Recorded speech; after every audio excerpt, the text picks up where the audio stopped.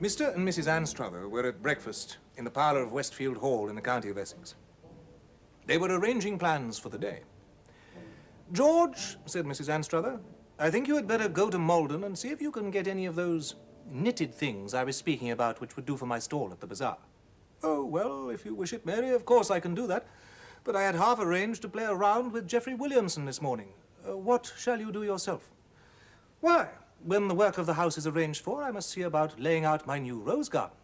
By the way, before you start out for Malden, I wish you would just take Collins to look at the place I fixed upon. You know it, of course." "Oh, yes. Where we were saying there must have been a summer house once. The place with the old seats and the posts. But do you think there's enough sun there?" "My dear George, do allow me some common sense. There will be plenty of sun when we've got rid of some of the box bushes. All I want Collins to do is clear away the old posts and seats and things before I come out in an hour's time. And I hope you will manage to get off fairly soon." Within a few minutes, Mr. Anstruther had discovered Collins in the greenhouse, and they were on their way to the site of the projected rose garden. I am inclined to believe that Mrs. Anstruther, though in the habit of describing herself as a great gardener, had not been well advised in her selection of a spot for the purpose. It was a small, dark clearing, bounded on one side by a path, and on the other by thick box bushes, laurels, and other evergreens. The ground was almost bare of grass and dark of aspect. Remains of rustic seats and an old corrugated oak post somewhere near the middle of the clearing had given rise to Mr. Anstruther's conjecture that a summer house had once stood there. Clearly, Collins had not been put in possession of his mistress's intentions with regard to this plot of ground, and when he learnt them from Mr. Anstruther, he displayed no enthusiasm. "Of course, I could clear them seats away soon enough," he said. "But that's firm in the ground, that post is. That's been there a number of years, Mr. Anstruther. I doubt I shan't get that up, not quite so soon as what I can do with them seats." "But your mistress specially wishes it to be got out of the way in an hour's time," said Mr. Anstruther. Collins smiled and shook his head slowly. "You'll excuse me, sir, but you feel of it for yourself. No, sir, no one can't do what's impossible to him, can they, sir? I could get that post up by after tea time, sir, but that'll want a lot of digging. What you require, sir, you see, sir, if you'll excuse me naming of it, you want the soil loosening round this post here, and me and the boy, we shall take a little time doing of that." "Very well," sighed Mr. Anstruther. "I'll tell your mistress that you can see your way to clearing the seats at once and the post this afternoon. Good morning." Collins was left rubbing his chin. Mrs. Anstruther received the report with some discontent, but did not insist upon any changes of plan. By 4 o'clock that afternoon, she had just settled down to her sketch of the church as seen from the shrubbery, when a maid came hurrying down the path to say that Miss Wilkins had called. Miss Wilkins was one of the few remaining members of the family from whom the Anstruthers had bought the Westfield estate some years back. She'd been staying in the neighborhood, and this proved to be a farewell visit. The two ladies strolled through the grounds of the hall and eventually reached the site of the planned rose garden. The details of the project were laid before Miss Wilkins at some length, but her thoughts were evidently elsewhere. "Yes, delightful," she said at last, rather absently. But do you know, Mrs. Anstruther, I'm afraid I was thinking of old times, and how neither my brother Frank nor I would ever care to be alone in this place when we were children. But one very hot autumn day, I was looking for Frank to fetch him to tea, and going down this path, I suddenly saw him asleep on the bench in the old summer house with such a dreadful look on his face that I really thought he must be ill or even dead. I rushed at him and shook him and told him to wake up, and wake up he did with a scream. I assure you the poor boy seemed almost beside himself with fright. It came out at last that he'd had a very odd, disjointed dream. First he made out that he was standing in a large room with a number of people in it, and someone was opposite to him who was very powerful, and questions were asked which he felt to be very important. All the voices sounded to him very distant, but he remembered bits of things that were said. "Where were you on the 19th of October? Is this your handwriting?" and so on. I can see now, of course, that he was dreaming of some trial. But it was odd that a boy of 8 could have such a vivid idea of what went on in a court. He said that all the time he felt the most intense anxiety and oppression and hopelessness. Then, after that, there came another sort of picture. He was being taken through a street. It was very cold, And then he was led up some creaking wooden steps and stood on a sort of platform. But the only thing he could actually see was a fire burning somewhere near him. Someone who had been holding his hand left hold of it and went towards this fire. And if I had not wakened him up, he didn't know what would have become of him. A curious dream for a child to have, wasn't it? Well, so much for that. It must have been later in the year that I was sitting in the arbor just about sunset reading a book. All at once, I became conscious that someone was whispering to me. The only words I could distinguish were something like, "Pull, pull, I'll push, you pull." I started up in something of a fright. The voice sounded so hoarse and angry, and yet as if it came from a long, long way off, just as it had done in Frank's dream. But it was strongest when I put my ear to an old post, which was part of the end of the seat. In fact, it was just like that post you have there. My father got to know that both of us had had a fright in the arbor, and he went down there himself one evening after dinner, and the arbor was pulled down at very short notice. I recollect hearing my father talking about it to an old man who used to do odd jobs in the place, and the old man saying, "Don't you fear for that, sir. He's sound enough in there so long as no one lets him out." But when I asked who it was, I could get no satisfactory answer. I've often asked the older people in the village whether they knew of anything strange, but either they knew nothing or they wouldn't tell me. The conversation moved on, and Miss Wilkins took her leave shortly afterwards. The seats and the posts were cleared away and uprooted, respectively, by that evening.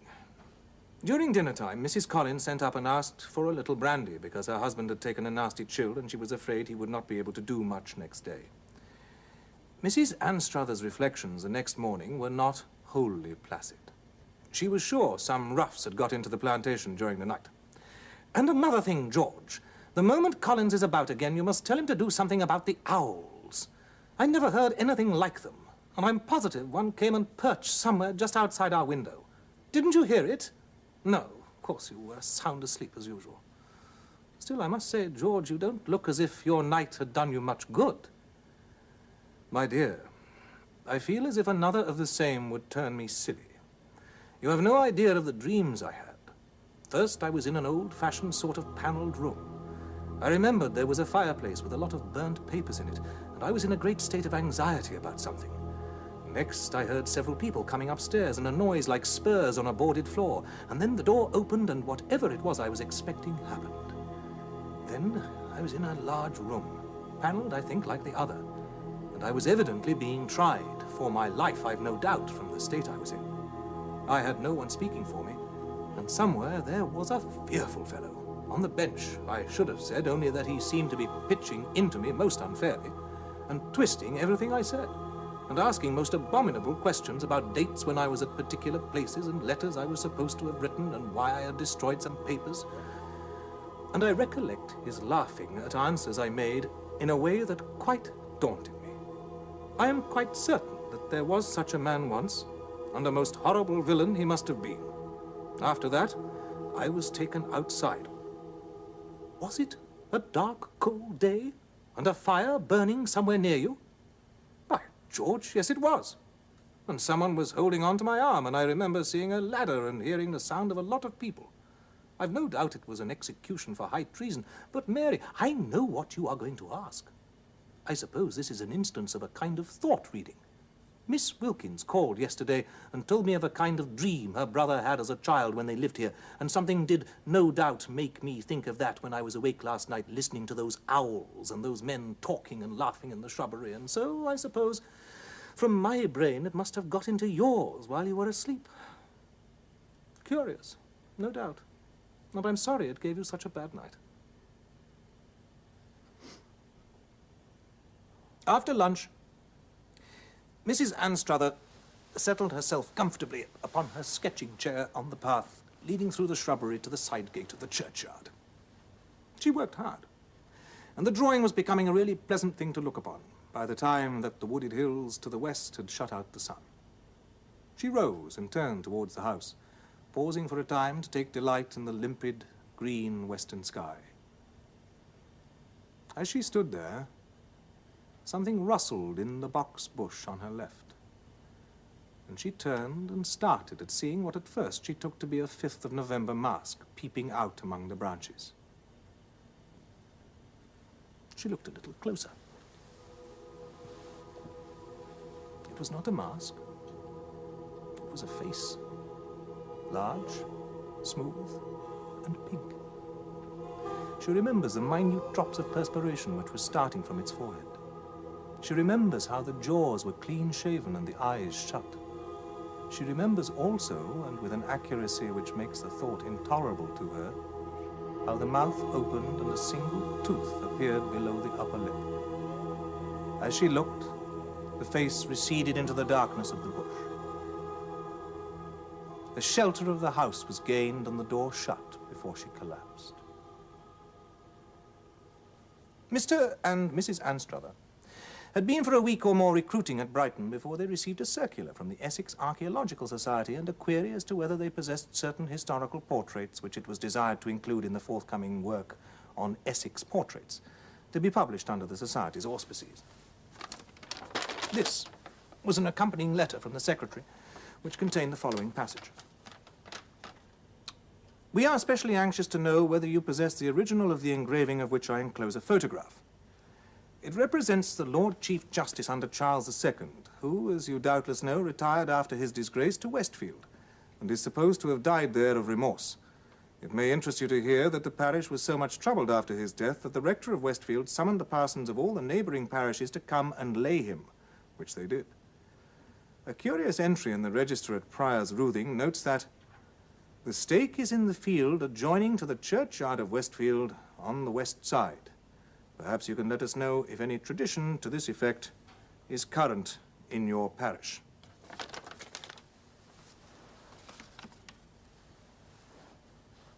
The incidents which the enclosed photograph recalled were productive of a severe shock to Mrs. Anstruther. It was decided that she should spend the winter abroad.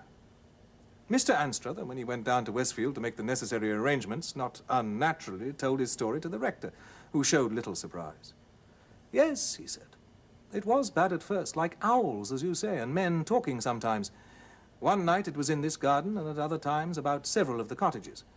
But lately there has been very little. I think it'll die out. There is nothing in our registers except the entry of the burial, and what I for a long time took to be the family motto. But last time I looked at it, I noticed that it was added quite late in the 17th century. Quieta non movere. Do not disturb the peace. Or as we would say, let sleeping dogs lie. And I suppose, well, rather hard to say exactly what I do suppose.